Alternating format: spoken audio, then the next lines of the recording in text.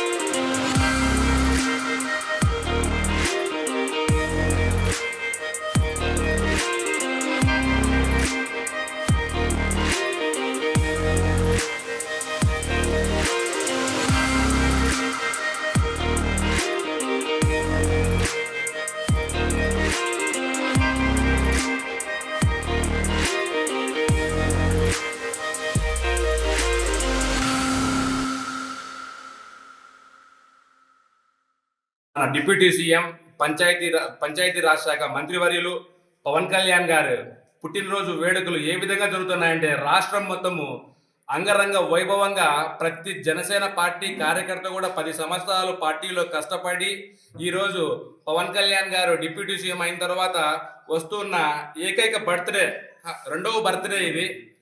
దాన్ని రాష్ట్ర వ్యాప్తంగా జన సైనికులందరూ అంగరంగ వైభవంగా జరుపుకుంటా ఉన్నారు.